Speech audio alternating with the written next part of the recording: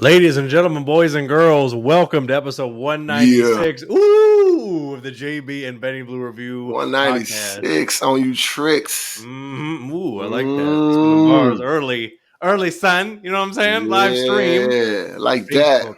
Twitter, YouTube, however you're tapping in. Please make sure to follow us at JB and Benny Blue for all your social media needs. And, listen, if you're tapping in the live stream at any point, drop in a comment or question. We got a lot to get to, Oh, yeah. Dr. Bridges. But before we do, sipping that BL smoothie. You got a nice hat, you got a nice hoodie, looking good, feeling good. But how are you feeling, sir? Talk to the people.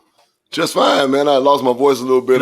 Just fine. Got that gruff-ass old man voice. You know what I'm saying? I am a gruff-ass old man. What you mean? So I lost my voice, talking shit at the game on Sunday. So it's coming back now. You know what I'm saying? It was a little raspy. You know what I'm saying? I sound like Jay the Kid's uncle and shit. You know what I'm saying? So, other than that, man, I'm good. Family good. Everybody good, man. Shout out to everybody tapping in. Shout out to our Phoenix Mercury, you know what I'm saying, playing the Chicago Sky right now in the finals, right? Game 2 going on right now. We are down by a nice little 7 points. We got to get together, ladies. Come on now. You know what I'm saying? Can't go down 0-2. Can't go down 0-2, all right? Rossi, where you at? Come on now. Rossi, where you at? You know what I'm saying? BG, what's happening? Diggins, what's cracking? No, really, what's cracking? So,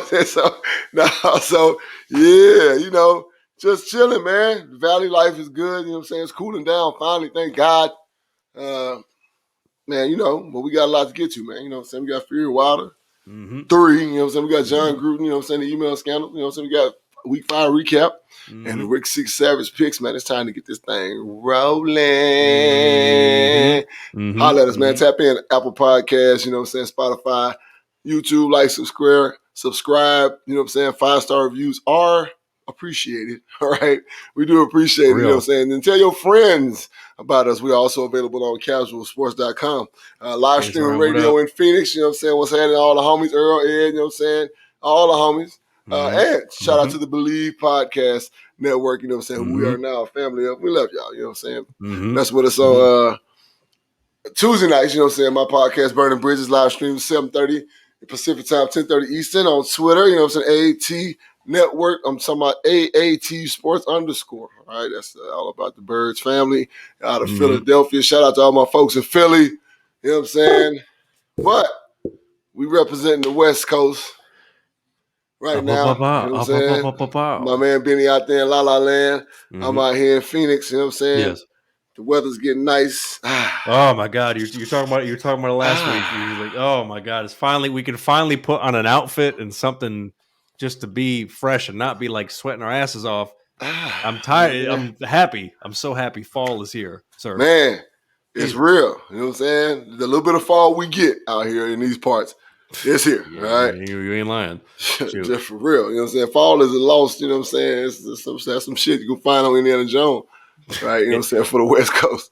It's either fire. It's like James Taylor said. It's either fire or rain. Damn it, fire or rain is what we get. Fire or rain. That's Good it, God baby. Almighty. You know what I'm saying? Go ahead, Benny. Well, look, we got a lot to get to, folks. I mean, I'm gonna be a good friend and podcast partner because JB was cutting promos on Niners fans last week when they got the W. We're gonna talk about that. So, and he's also doing his live stream. So I'm gonna help Dr. Bridges save his voice. So we're gonna push too hard on. But listen, reviewers, JB has the passion. So, hey, if he's about to go in on something or somebody, then damn it, voice be damned, it's going to happen. And maybe JB could use some Savage CBD. Oh my God, talking about a transition. Use the code REVIEW for 50% off your first order and free shipping. And again, tapping in on Facebook, Twitter, or YouTube. Make sure to drop in a comment or a question right now. So, without further ado, let's get to it right now with some review, reaction news, pow. And the trilogy, Wilder Fury 3, went down this past weekend, and Tyson Fury won by TKO. They didn't even give Deontay a count because he was kind of getting worked at the end. He had a rally there in round 7, 8, and 9. Had a couple early knockdowns on Fury, but then got knocked down himself.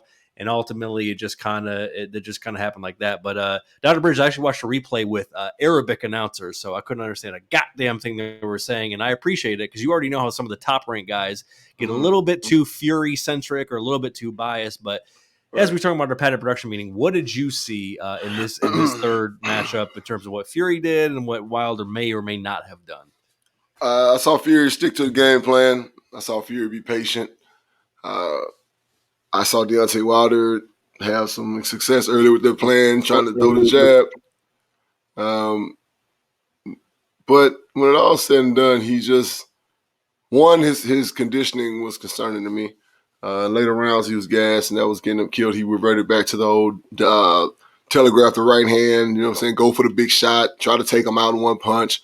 And, big fella can move, Tyson Fury can move. And also he just has better punch selection and angle of departure of his punches. He don't have to take a big wind up to get his punches up, right? He literally can get in there and get his punches off, goes from shoulder, from bent arm to straight arm very fast, right? And then once it got to the later rounds, one thing you can say about Fury and his oblong body, his conditioning is very good. So yeah, shame on you, Wilder. Shame on your camp. You know what I'm saying? To be honest with you, you just didn't execute. Came in with a plan, obviously. Just didn't execute. Didn't stick to the script. Wasn't coaching properly enough for Fury for Wilder to stick in there and stick with the game plan and reserve his energy as opposed to trying to take him out with one big kill shot. And you throw big punches. You know what I'm saying? That's a lot. You gas yourself real quick. So yeah, Fury. Shout out to him in his camp. And you know what I'm saying? Of course, since he switched trainers, he's gotten miles better. I forget the guy's name that joined him for the second fight. But he's gotten miles better than he was in that first fight. So shout out to Fury's camp. And Wilder, y'all might want to sit back and take notes or something because it's just a shame. It really is. Yeah, and for who you're referring to is Sugar Hill from the world famous Kronk Gym, Detroit. So he started. That's Emmanuel Stewart's nephew, and that's that's like you said, kind of help him step up his game. And just watching some of those highlights and watching the fight with Wilder, a couple things stood out to me. Number one, his head movement was terrible. He was horrible. He would throw some shit, and he would be standing right there to catch something from Fury. And this whole time during this trilogy, he never really had a lot of respect for Fury's power. But you got to remember, Fury is that dude. He's like the dude from like Goonies. Like, hey, you guys, like he's just a big, goofy, powerful dude. So it's like with that much weight behind the punch, if he's gonna land a flush, eventually that shit's gonna wear you down. Oh, and you saw it. And we were talking about the fight in our patent production meeting, but I kind of thinking about it more and kind of seeing Wilder at this point in his career. I feel like Wilder never really truly learned how to box ever. Nope. You know what I mean? Like, I feel like he's just been so physically superior to everybody that he's fought up until Fury. Even Luis Ortiz gave him a run for the money when they had that fight. But I feel like nobody in his camp really checked his skills in terms of, you got the right hand, but what else do you have? And you kind of saw, like I saw someone tweet something. They were kind of saying definitely Will, I've gotten much better since those days. Jesus Christ. Football camp. We were slugging it out. And with Wilder, you could kind of tell, like, I saw somebody tweet it. He said, like, Wilder's like a dude who like can fight on the street, but then got put in a boxing ring. You know what I mean? Like the way he kind of holds his gloves and the way he moves, like he's very athletic and he has good instincts when he's going in for the kill. But I feel like when he's going up against Fury, like we say in our production meeting, I don't feel like they made the necessary adjustments to beat him. And Fury did basically the exact same shit that he did in the second fight. He did. He did the exact same thing. He had the exact same plan. If it ain't broke, don't fix it, right? Deontay, like you said, moving his head, he struggles with movement, right? So if you're going to stand right in front of him and fight him, odds are you're going to lose, right? But if you move an inch, you know what I'm saying? Now he can adjust his body and his shoulders. Like you said, he holds his hands down below his chest, a lot of times, you know what I'm saying? And of course, that makes him susceptible to the big punch, to the jab. Right? Boxing is about points. Let's not forget that, right? So, and like you said about Wilder, Fury just being a big goofball and just being big and powerful and dumb strong.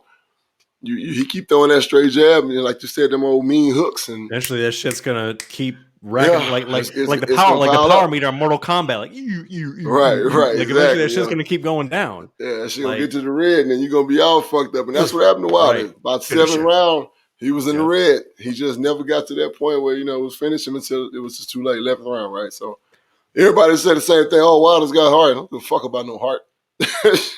Fuck about no heart.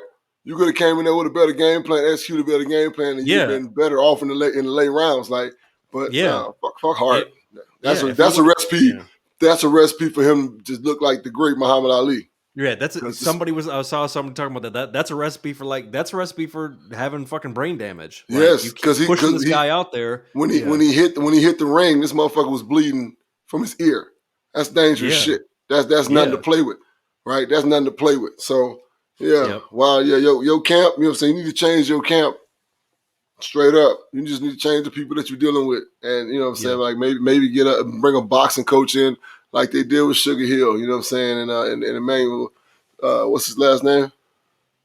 Oh, man, Emmanuel Stewart. He's Sugar Hill's his nephew. Yeah, that's what I'm saying. Yeah, the great Emmanuel Stewart. And like you said about Fury, he elevated Fury's game, and So I agree. I mean, I feel like it's just it really just came down to game plan, and conditioning. Honestly, because he came in about like 10 or 15 pounds heavier than the last fight, right? And it was basically the same result. He had some moments, and then he got to the point where he was getting legitimately whooped. And he can't keep doing that. He can whoop a lot of other people, but you can't keep shoving him in the ring and be like having him do the same shit. It's like, where's the stick and move? Where's the head movement? Like there wasn't, none of that was there. He's trying to slug it out with him, and he realized, Fury got up like the goddamn Undertaker last fight. Right. Like, are you really serious? Like, not saying you can't knock him out. He could absolutely knock him out, but come on. You guys know better. You saw that. You have all the film. You saw what was going to happen. The dude did the same thing. The herky jerky bullshit, leaning on him with all that goddamn weight, and that's what won the fight. He did the exact. He didn't even change his game plan. No. The only thing that was different about Fury is that he came out to fucking AC/DC and some like Roman gladiator shit. That was it. Right. Everything else he did the exact same. So he'll probably fight the winner of Joshua Usyk, and I hope he fights Joshua because I'm waiting for that fight. And then Wilder, you definitely got to take a step back, but he can still be a contender, but he's got to make some changes. He can beat everybody else. Right. Yeah. He running out of time too. You know what I'm saying? What is Wilder, like 33 years old? 35. Yeah. So something like that. So he's running out of time too, bro. Like, you know what I'm saying? Father Time is not with him. So he the step back part. Yeah. Step the fuck back. You might just need to chill. Exactly. My sister says, "Hey, Will. Yep, that's right. Will's been one of our loyal stream viewers. We appreciate you, Will.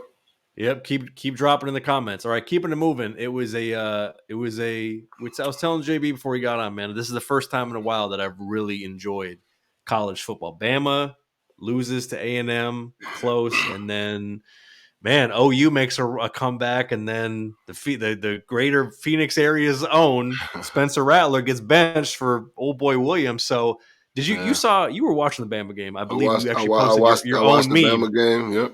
Yeah. I think you created your own meme watching the Bama A&M game. You're like, right, yeah, I did. That was my honest reaction, because I'm sitting there the whole time like, what? So, and I said it on my podcast yesterday. Bama played horrible, and A&M played out of body. Right? Let's be real. Yes. They ran the ball on Alabama. You know what I'm saying? Alabama's linebackers. Defensive line couldn't fit up. Defensive backfield was making all kind of mistakes. It was just like it was like being in the Twilight Zone. It didn't look like a Nick Saban coached football team, right? Yeah. So, I mean, it is what it is. I think this, and if you know anything about Nick Saban and the way he coaches, I think they're going to come back and just start dusting everybody off again. You know what I'm saying? They just need to get smacked on the chin. They'll end up being second or third in the whole thing, you know what I'm saying? Because I don't see Georgia losing to nobody. You know what I'm saying? Roll that right into 2020. No, so they're right on the 2020. But no, like Alabama, they're gonna come back strong, right? And they're gonna start dusting people off, like for real. and they're gonna be second or third, and then some kind of way they're gonna end up winning the national championship again, right? Because even though it's very competitive right now, NCAA, you know what I'm saying, in college football, I mean, it's still levels to this shit. Georgia's riding high right now, but I mean, that defense is spectacular, but God forbid, I mean, we got one of our guys, Keely Ringo, you know what I'm saying, is one of the starting cornerbacks right now, you know what I'm saying, playing hella fire ball. So shout out to him being over there in Georgia, and their defense is just killer, right? And then they just offensively putting it together and being solid. But, of course, Alabama and Georgia will meet in the SEC championship, and they're going to end up being 1, 2, or 3, and it's going to be another SEC 1 national title, one way or the other. Mm-hmm. And Liz was talking about Kentucky. Shane Boyd's Kentucky has moved up to 5 spots at number 11. That's got to be the highest they've been ranked in a while. SEC has some interesting depth this year. And then you look at Bama, they got dropped to number 5. But yeah, like you said, I mean, hell, Cincinnati's number 3. They're 5-0, but Cincinnati's got the grace of the preseason ranking. You look at the rest of their schedule. There's no way in hell that they should be ahead of Bama, even with one loss.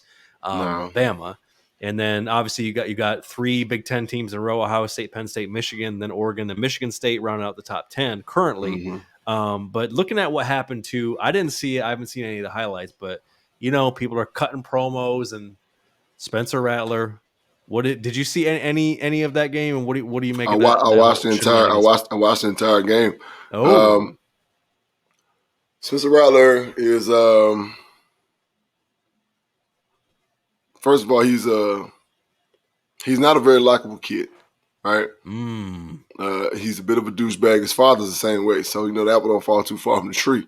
But with all that being said, like, he's just not playing as well as they put him up there. Like, let's keep it all the way funky. I think he only played 5 games last year, right? I think he's a sophomore this year. Yeah. So but I mean, but the season was tapered. You know what I'm saying? And so it wasn't a full season. So at the end of that season, they deemed this kid the one. They basically picked him to win the Heisman, right? And then of course OU starts off, and they've been fighting for their lives every game.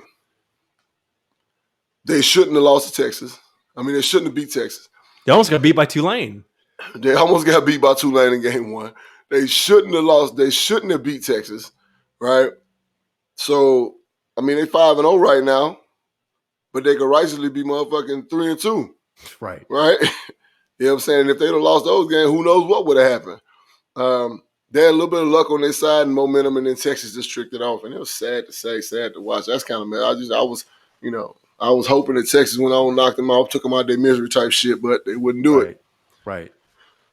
Yeah. I mean, yeah. I wish I'm waiting for the day. Sarkisian's doing some good things in. Right. Yeah. I see good things coming, but I mean, this is his first year there too, right?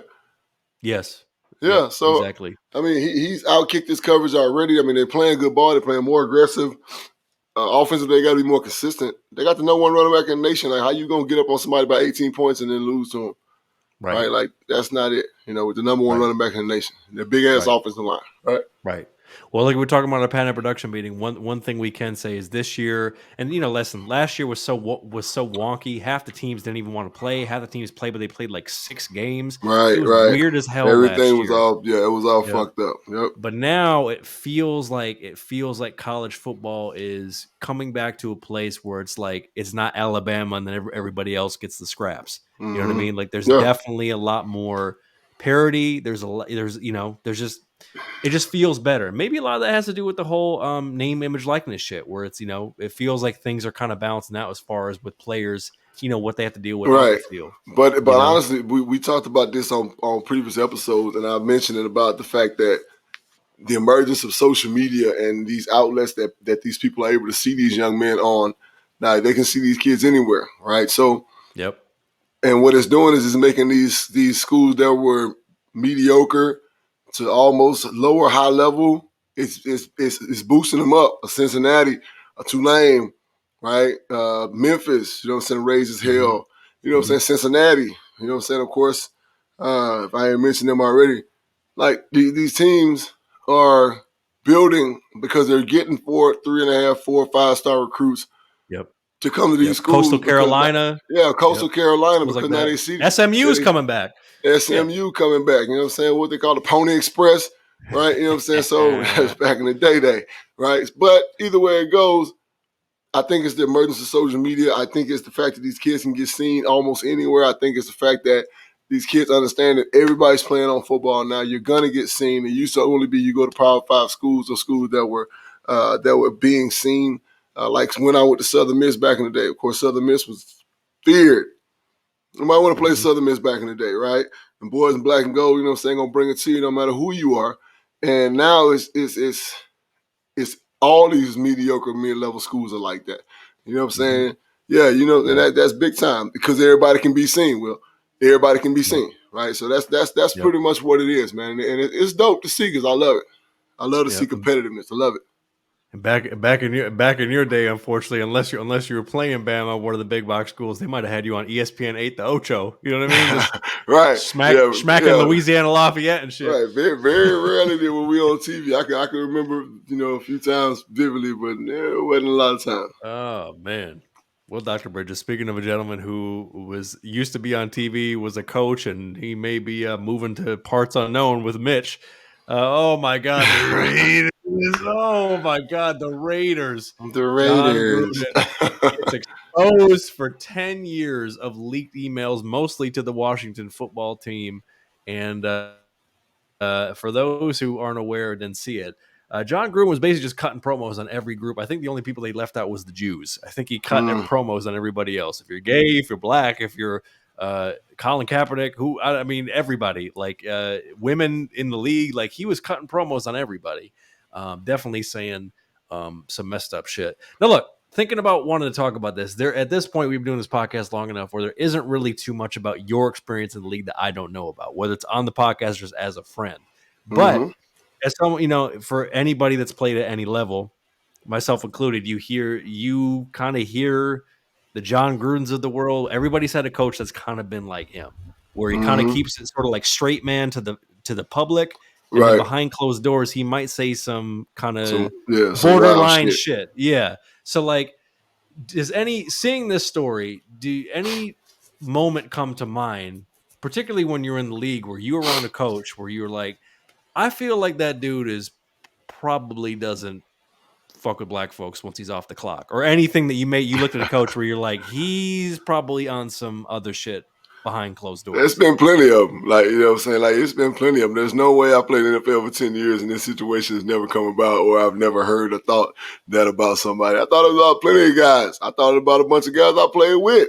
Right? You could tell that they, even though they, you know what I'm saying, they've been in football their entire life, you know what I'm saying, and it's still, you still just know, you got that feeling that this dude ain't it. You know what I'm saying? He's a Mitch, I'm telling you. He's a part unknown. He is chilling with Mitch and fucking, where's Mitch at? Bullhead City. You know what I'm saying? Nevada/Arizona, right? Well, so, if we can get in touch with Jon Gruden's publicist, we have open invites for O.J. Simpson and now Jon Gruden, because John, we need to talk to you about this. The juice, you know we still hunting for you. Yeah, we still go to that golf course in Florida, or wait, no, he's in Vegas now, right? He's outside in Vegas. I think. Yeah, he's out right. Right outside of Henderson, right? So I just got to slide out there, you know what I'm saying, on a quote unquote golf trip, and catch OJ on some TMZ shit. Get exclusive, but anyway, Jon Gruden. In the words of the late, great Denny Green, you are who we thought you were. All right? Buddy. Excuse me. Everybody know Jon Gruden was a little off. He was a little throwed off, right? Always angry guy. You know what I'm saying? Like, but honestly, you don't want to think that, Benny. You don't want to think that about nobody, right? You don't want to think, especially about a coach who has to coach people from multiple religions, you know, nationalities, you know what I'm saying, creeds, cultures, all that, whatever. You're like, you know what? These guys, they get it. We okay. All right, we're in a safe zone. Jon Gruden, you just fucked it up for everybody. Right?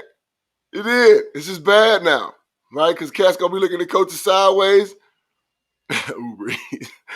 Hey, hey, you better not order nothing, you know what I'm saying, remotely sounding black. You're going to be spitting all in their food. So, so you just really screwed it up for everybody. There was no way he could have went back to watch to the Vegas, right? Now he got Snyder finna get popped, right? You know what I'm saying? I hope so. I hope so. They Yeah. deserve, the Washington football team fans deserve a new owner. They need to do him like they did what's his name from the Clippers. Donald Mans. Sterling. Yeah. Yeah, Donald Sterling him. Mans, you know what I'm saying? Yeah, they need to do that shit. But it's about to happen. It's about to happen.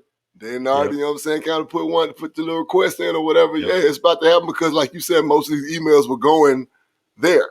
So yeah, like he was sending shit to Bruce Allen and Snyder and like all other people in the league. How the fuck are you using Jon.Gruden at NFL.com and be like, yo, I don't really like gay people, and you hit send? Like, what are you even doing, man? Like that's wild. Like that's because he don't give a fuck, because this is what he's accustomed to. Right?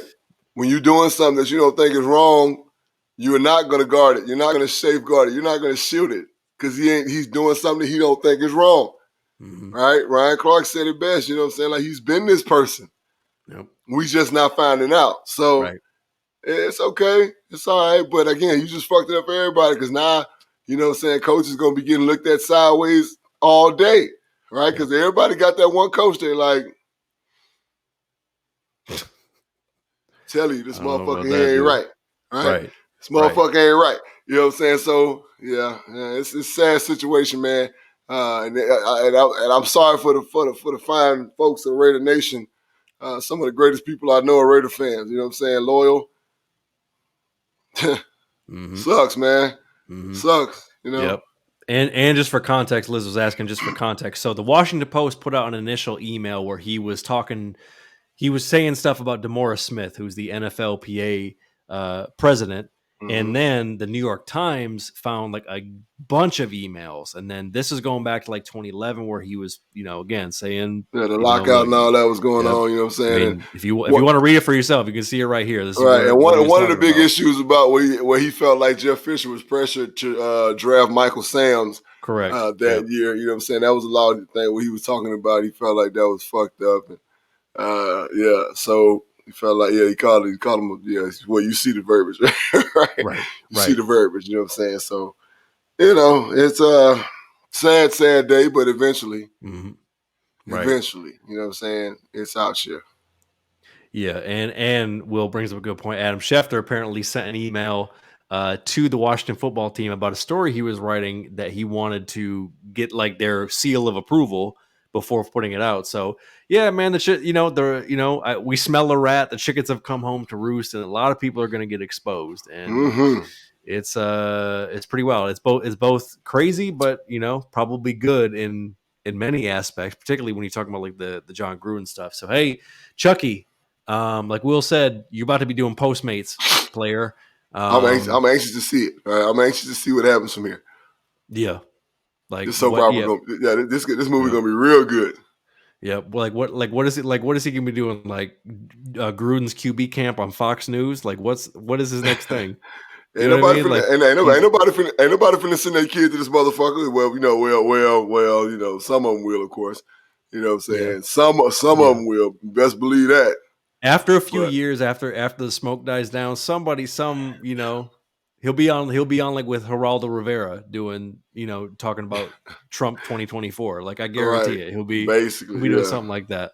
Basically. All right, so that's what happened to Chucky. We're gonna keep it moving here, but of course, make sure to follow us at JB and Benny Blue for all your social media needs. We are here Wednesdays, 7:30 Pacific, not or 10:30 Eastern, all football season long, baby. And of course, if you missed the live stream, all good. Make sure to tap in with our podcast, Spotify, Apple Podcasts, like, share, subscribe. Of course, tap in on YouTube, all that fun stuff. And again, check out our sponsor, SavageCBD.com. Use code REVIEW for 50% off first order, free shipping. And hey, baby, we got that merch, baby. Super Kyler and Birdgang all day for the Birdgang. You can wear that shit. You can take a picture with JB at the old big red toaster out there, and he'll definitely show you some love. And yeah, man, before we get into week 6, we got to do a little recap of week 5. So, JB, you were in the building.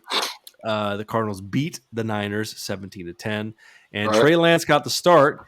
You were in the building. What did you see from Trey Lance? And obviously Jimmy G is injured. Do you feel like Trey Lance? Do they got to pull the ripcord on Trey Lance and let him play? You got to, you know what I'm saying? You have to at this point. Jimmy G is not their future. You know what I'm saying? He's not their future. You know what I'm saying? He'll coach the Mud Dog. South Central Louisiana State. Hey, you know what I'm saying? Sounds about right. Yeah. All right. Exactly. All right. So, yeah. Without a doubt. What the fuck you just asked me? I was thinking about okay, right. What you just asked me, bro? Oh yeah, just about Trey Lance. Yeah, Jimmy G and Trey Lance. Yeah, just let the kid play at this point. You're gonna be able to do a lot more with him than you would, you know what I'm saying, with old Jimmy G. So just let the kid play right now. And Jimmy G's not your guy anyway, so it don't even matter. So y'all draft Trey Lance, just let him play. I mean, he's just, typical young quarterback. Ran when he got in trouble. Threw the ball decent, you know what I'm saying? Made a bad decision, threw an interception. We knew he was going to do that. I thought he was going to throw two. Their defense played pretty well. And then we played a pretty shitty offensive game, to be honest. Right? We just weren't really clicking on offense, even though we scored 17 points. We weren't really clicking on offense, you know what I'm saying? We squandered a lot of opportunities, you know what I'm saying, to continue to move the ball down the field. Gave up some sacks when we shouldn't have. Got in some bad situations, you know what I'm saying? Got the ball pinned down, you know what I'm saying, 3 or 4 times in the second half. Got it pinned down on our own negative yard lines. And so, the kid's going to be fine. You know what I'm saying? He's going to be fine. He's got a big arm. He's athletic. He's smart. You know what I'm saying? He can make the reads. He can make the throws. He can get himself out of trouble when he needs to. He's going to be okay. But he just wasn't ready for us. Our defense played very well, special teams, all that. We made the plays that we need to win the game. Yeah. He made some athletic plays, when he needed it, when he needed to run the ball. I feel like he did that, but he got a little first read and out shook a little bit. He could feel that heat coming from JJ around the backside. I saw that a little bit. Right. But listen, I mean, low scoring game considering, and Birdgang got a interesting one here going into Cleveland. Yes, we're gonna get into that. All right, keeping it in the division, Dr. Bridges. The Rams beat the Seahawks 26-17. Russell Wilson injured his finger. He just had surgery with no timetable to return. Do they need to shoot Cam a work safe email? Do they need to call the Niners? But I see you moving on to Trey. You want to give us right? Yeah, you want Jimmy G for a box of quarters? Like, what are the Seahawks? They got to make a move now. I mean, Geno's solid as a backup, right? But they're kind of in shambles. Yeah, you got to bring somebody in, and I don't know. When did Russell Wilson get paid? 2 years ago?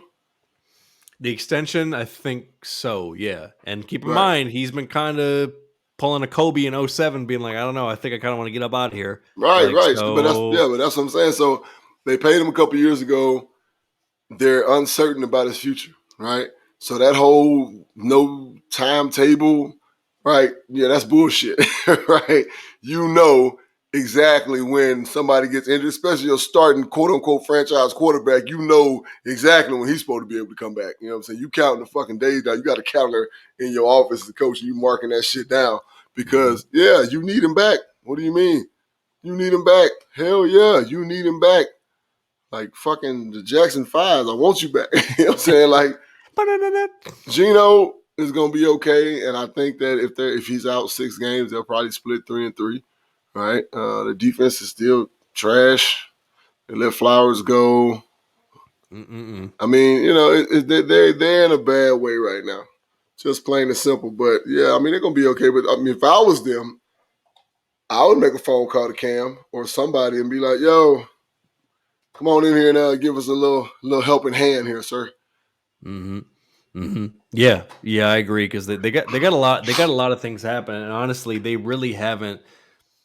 I mean, yeah, they got Tyler Lockett and DK Metcalf. Those are good weapons, but there's nothing about what Pete Carroll's doing that is making it seem like he's adjusting to what Russ needs to be successful. This whole let Russ cook and let him do his thing on his own, that's asinine when he can't get anybody to block for him, and he's getting fucked up now. So now, like, he's got to be getting sick of that. And righteously so. I mean, it's been several years at this point, ever since the Super Bowl run and Legion of Boom and all that shit. Mm-hmm. A lot of shit's changed since then. Oh yeah, Like they're an okay team now. right. Yeah, they're not. Yeah, they're not the feared Greater Northwest team that they used to be. So Mm-hmm. it is what it is. I mean, yeah, it's fucked up that they said out for surgery with no return timetable. That's bullshit. That's bullshit. And that's coming directly. That's coming directly from the Seahawks website too. They see it. They see it. They see like, whoa, shit. Oh, he got hurt. Okay, cool. It's an opportunity for us to just kind of slide on out, kind of back on up out that thing. You know what I'm saying? Be like, we decided to go another direction. Hey, I bet you bottom dollar they draft a quarterback this year. So really, ooh, oh is that a boo doo doo doo doo? Oh, bet your bottom dollar. You know they're gonna pull a whole.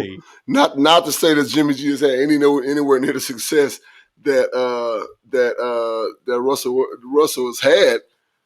Oh yeah, it's that time. It's time for them to get somebody new. Who would they take though coming out this year? Who is even coming out this year that would be? I can't even think of anybody. Don't make me start lying to you, but the quarterback of Notre Dame is supposed to be highly touted.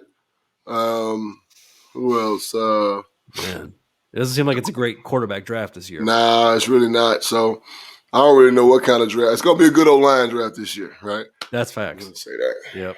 Now, JB's rep for them Hogs. Now, speaking of a team that may be starting to get feared, JB's been skeptical about the San Diego Bakersfield Barstow Chargers, but damn it, they beat the Browns 47-42. Are the Chargers the second best team now in the AFC? Yeah, why not? I mean, like, because I don't think it's the Chiefs and the Bills are number one. Yeah, so that's why I said, yeah, why not? I mean, why wouldn't they be? Hell yeah. I mean, it's literally like at this point, like you said, Chiefs, and I said this last week, they don't know who the fuck they are right now. The Bills are a juggernaut, and San Diego is playing. I mean, San Diego, whatever. San Diego. San Diego's playing good ball. Shit, I'm gonna call them San Diego anyway. Fuck it. They'll be back in San Diego. They'll be back in San Diego in 2 years. Shit. Right. But yeah, hell yeah, I give them that second best team in the AFC for sure. Definitely give them that. All right. Now, JB, I know any OG reviewers know this pains us to even talk about this, but them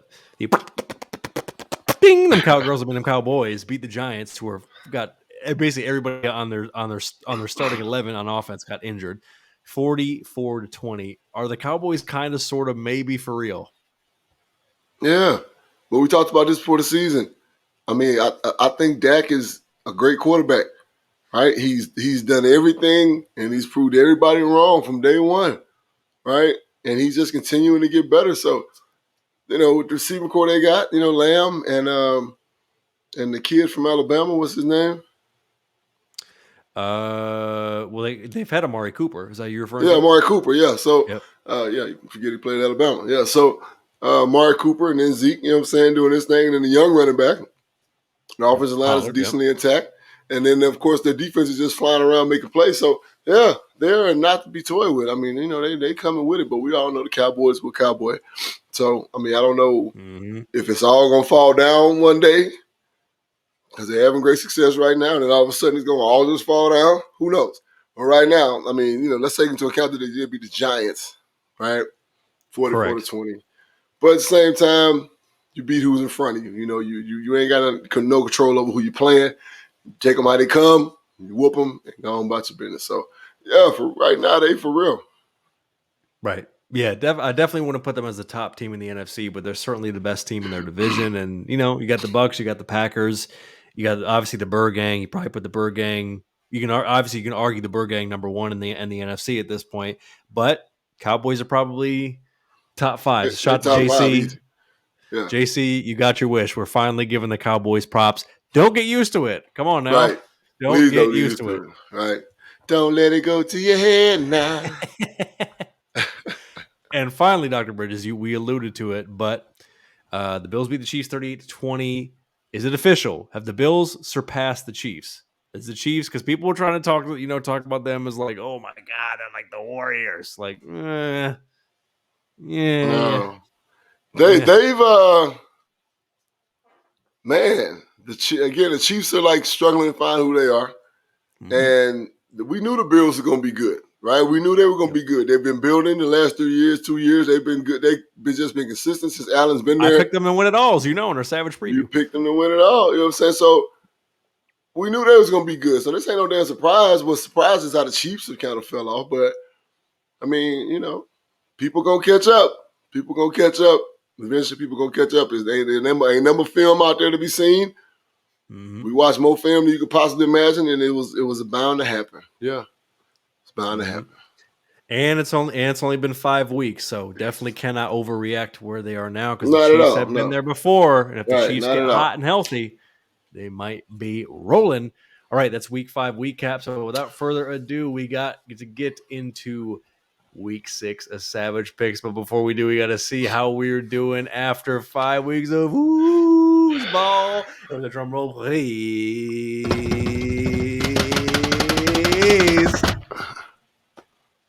51-28 is the tie between the Savage duo. We are now tied at 51-28, running through the games very quickly. The Rams beat the Squawks. You both picked that correctly. You both beat the Falcons, picked the Falcons in foggy London town. JB's drafting team, the Eagles, defeated his former employer, the Panthers. Bucks got it done. Brady threw 5 touchdowns. LASIK Jameis went nuts, and the Saints won in OT. Titans won. We both got that right. JB correctly picked the Vikings, and they, of course, kiddies, fuck it up part 3. We've all seen that movie in the theaters 5 times. It's like a Rocky series. They messing it up late, so the Vikings got the dub. Steelers got a much-needed win. Packers got a win. Pats dude got a win. The Bears came in and whooped the distracted Raiders. The Chargers got done and picked that correctly. Both picked the Cowboys. JB, of course, got his Birdgang correct. And the Bills and the Ravens got the job done. So that brings us to the tie. So without further ado, let's get into Week 6 picks right now, starting with Sunday Night Football. The Tampa Bay Buccaneers sliding into the EAGLES Eagles. Oh, cover your ears, Johnny, you and Chip. And the line is 7 for Tampa Bay. They already heard it. On the road. Yeah, Tampa Bay, right? Sorry. Yeah. Yep, I'm going with the Bucs as well. Not too much explanation on that. Listen, it's going to be a raucous crowd, but maybe the Bucs will play down who feel like they're going to get the dub. All right, the Florida is heading out to foggy London town. It's the Dolphins going against the in disarray Jacksonville Jaguars, and the line is 3.5 for Miami. The overly horny coach Jacksonville Jaguars. Look. The Dolphins are going to get the win. Nothing wrong. And that boy fingers was working down there. So I don't see nothing positive about the Jaguars. I think the Dolphins will get the win. I think Florida has put together a game plan no matter who's under center. And they'll get the win per set. You know what I'm saying? He is a solid quarterback. So I think the Jags take another L. That is. Yeah, I'm picking the Dolphins as well. And the countdown until Urban Meyer starts grabbing his chest and saying, I have to spend time with my family and look out for my health has begun. He's looking for his way out, and they may leave his ass in London. Catch a Southwest back player. Pretty sure you got holes out there. Yeah, if you don't want to fly back with us now, then stay your ass in London. How about that? I will get your own way back. All right. AFC South matchup, it's the Houston Texans playing Chad Carr's Colts, and the line is 9.5 for the Colts at home. Yeah, I'm going to take the Colts, but I ain't taking the line. It's just too much shit that can happen. Yeah, I got the Colts. Yeah, I agree. Too much jankification there, although Carson has been looking better. He actually, honestly, the Colts really tricked off that game on Monday night against the Ravens. Now, obviously, Lamar's making plays, but the Colts really should have won that game. Right. Yep. So I'm taking the Colts as well, but I'm definitely not trusting that line either. All right.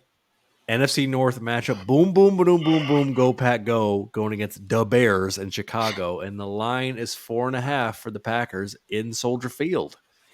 We're talking about Fields versus Rodgers. I'm going Rodgers. Rodgers. So, I don't really right. He's a bad man. I don't believe in Nagy, right? So it's eventually, you know what I'm saying, this shit, the chickens are gonna come to roost on this dude and he is gonna get put up out of there. I know Keyshawn Johnson said on the show that he's going to end up getting an extension. And I think Jay Billis walked out on his ass, which was beautiful. I love that.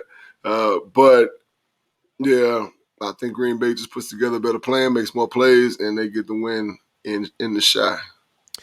Yeah, close dub. I think the Bears are going to be able to run the ball well, but I don't think they're going to be able to match points with the Packers, so I'm taking the Packers as well. All right, the Chiefs Kingdom, again, trying to find that identity as JB was talking about. They're going to the Washington football team, and the line 6.5 for KC on the road. I'll take that. I think they're going to come in pissed off. I think they're going to want to make a statement, and they're going to take it out on the Washington football team, who has an identity. They know who they are. They just can't execute. Like, they just can't get together. Right? Correct. This for me, this is a get back game, and I definitely think the Chiefs are going to go off, and it's gonna hopefully kind of right the ship for them, and make people remember who they are. Now they obviously have some questions on defense, but I don't think Washington has enough on offense to keep up with them. So I definitely see an explosion of points on this one. All right, it's the Skull Vikings going against the keep pounding JB's former employer, the Panthers, and the line is 1.5 for the Vikings on the road. We're gonna go cat scratch fever on this one, bro. I just think that the Carolina Panthers will get the best of them. I think the defense flies around, makes plays. I think that you like that. We'll turn the ball over to us, and I think Cook's a fumble. He'll give us one or two. Right, he'll mess around and give us one or two because again, that Carolina defense flies around, and they're gonna be punching at that ball. So yeah, I'm gonna roll with the cat scratch fever crew. Yeah, I agree. I mean, I think it's definitely going to be a close one with Dalvin Cook out, with having Madison. Madison's been having fumble problems, and I do like what Chuba Hubbard's been doing with, running the ball with McCaffrey being out. So I do think it's a bounce back win for Carolina. And like you said, I ain't know Cooks was out. I thought he was still playing. I ain't looked at injury reports, no shit like that. But he was out. He was out last week. I think he's still going to be out this week. But either way it goes, I think that, like you said, I think Mister You Like That has a way of giving one up. Fucking one up, and I don't think Zimmer is a fantastic play caller either. I like Matt Rule better in this matchup, so I'm taking the Panthers as well. And keep this in mind that Minnesota, the Carolina's gonna play a bunch of zone. They're not gonna play a bunch of man-to-man coverage. So exactly. Yeah, that little move the ball shit that Mister You Like That Cousins gets to do. Get senior play man. Nah, that's why I feel like he's gonna throw the ball to him. Yeah, and people forget with the trade that they made, they're loaded in the secondary, even without J.C. Horn in the match. So like, it's not going to be just Adam Thielen finding the soft spots all the time. They're going to make them work for that, force them to run the ball. So I'm taking Carolina as well.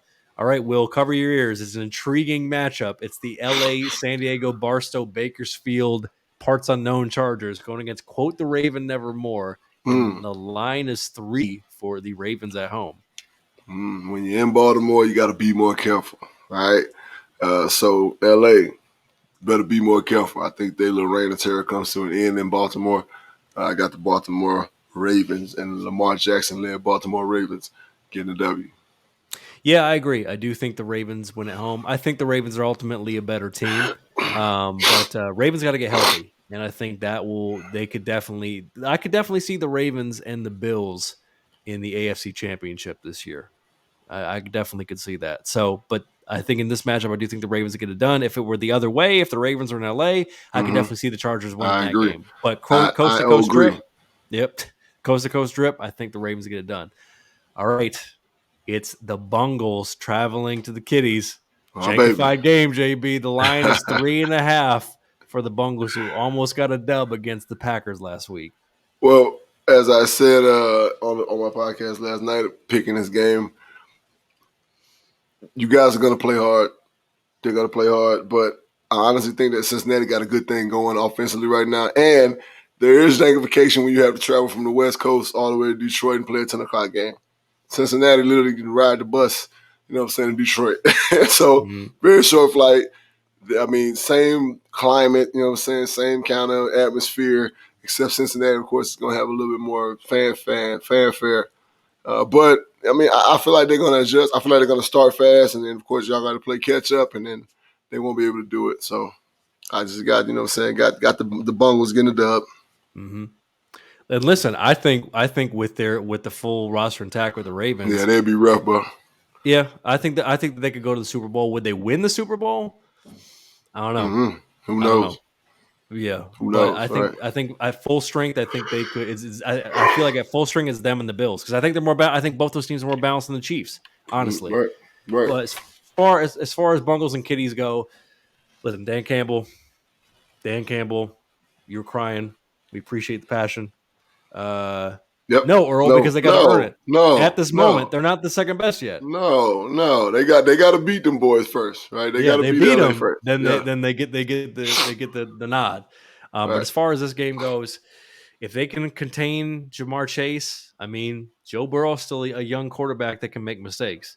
So they can win this game. It could be a jankified thing. This is probably one of, if I'm just being real, this is one of the last games on the schedule that they have a legitimate chance to win. Honestly, Right. I mean, you can win any game, but it's like this is one of those games where it's like a couple things break their way, they can do it. So we'll see. I don't know about the line, but of course, taking the Kitties.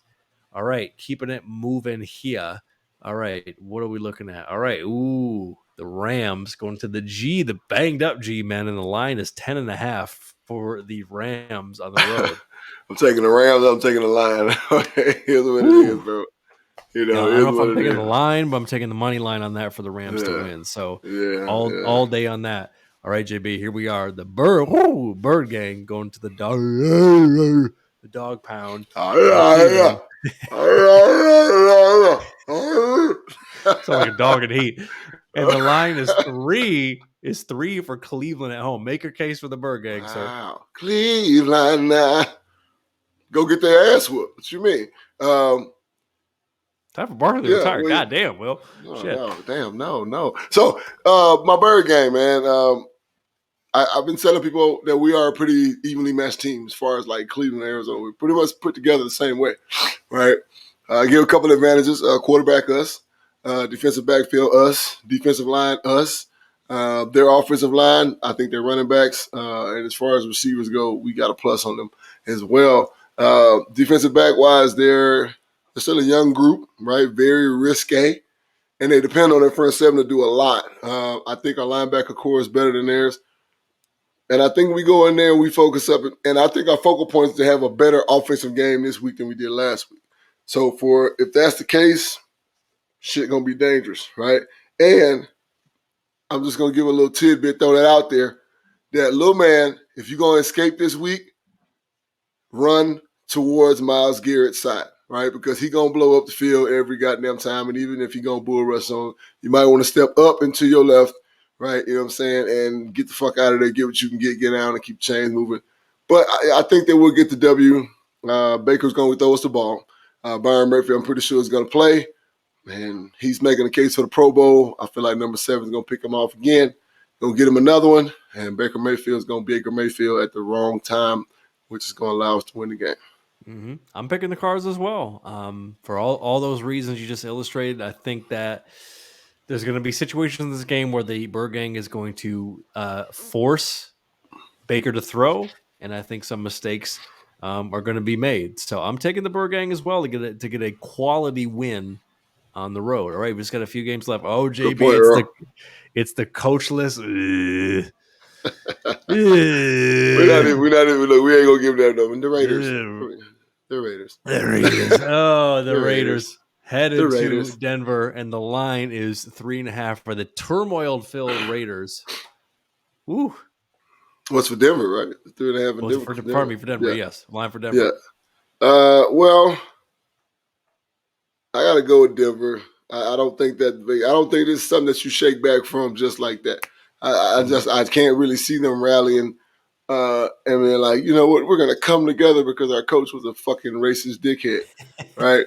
No, they're shook over there. They don't know what the hell. They're like, what in the fuck just happened? Right? Usually there's some kind of like, I don't know, some kind of physical fuck up, or, you know what I'm saying? Like something like this shit came out of nowhere. Right. RKO out of nowhere, blown, right? So it ain't really no big time bouncing back from that. I think Denver is healthy. Right. I think Teddy Two Gloves comes back, you know what I'm saying? He gonna be okay. And I think Denver gets the W, man. Yeah, I agree. Denver gets a win. I don't know if it's going to be a very watchable game, but I'm taking them as well. All right, it's a ding. How about them Cowgirls? I mean, them Cowboys against the PH dude, and the line is 4 for Dallas on the road. I think that New England gets the win, right? Really? I do. I think New England gets the win. Let's not forget Jamie Collins. Jamie Collins is back on the football field for the New England Patriots, right? So instantly, you know what I'm saying, made their run defense better, right? So yeah, the Cowboys don't try to pound the rock. I think that Bill Belichick does what Bill Belichick does. I think he's back in getting his coaching groove back, right? Because he's been so dependent upon his assistant coaches. I think he's getting back and getting real active again in the coaching, right? And putting together defensive game plans. So I think that they make the Cowboys struggle, right? I think they make them struggle, and I think New England wins an ugly one. Ugly one, you know what I'm saying, up there in Gillette Stadium. I'm not gonna lie. That's a fairly bold pick. I'm taking the Cowboys only for the simple fact that I don't think that offensively, everything you're saying is right on the defense, but I don't think offensively they can really match up scoring wise of what the Cowboys are doing at this point. I don't think Mac and the offense is at that point. I don't think they have enough talent to do that, honestly. So I'm taking the Cowboys. I know it's a road game, but it's a spicy pick. I like that way. You're taking the Pats. All right.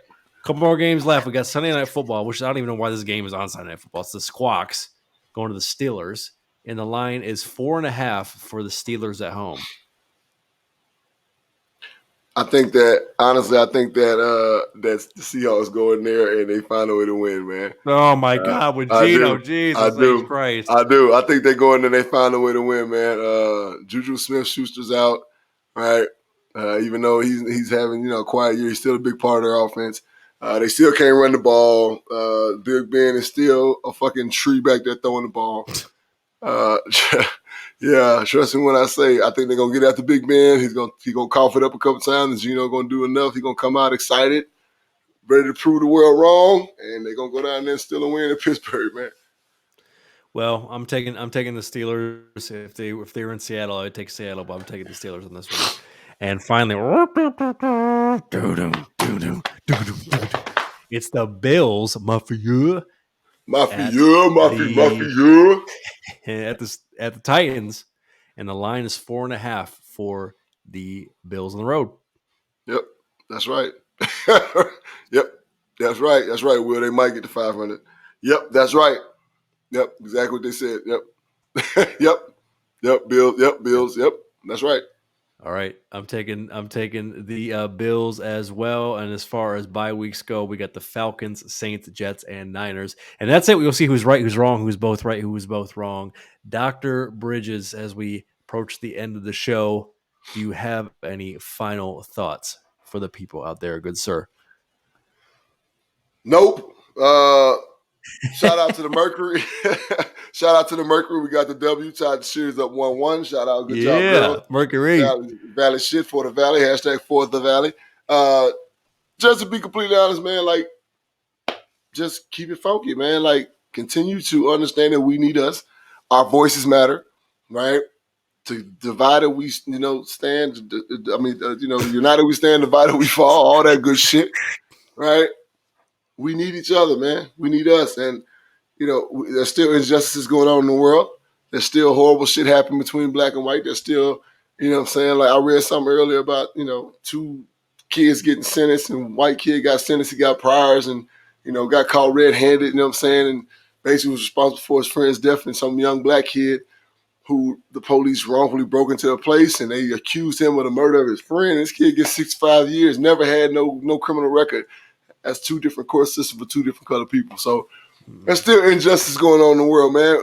But it's up to us to do it, up to us to change it. So with that being said, man, we love y'all. Follow us at social media at JB and Benny Blue. It's all social media: Facebook, Instagram, Twitter. Check us out on Spotify, Apple Podcasts. Like, share, subscribe.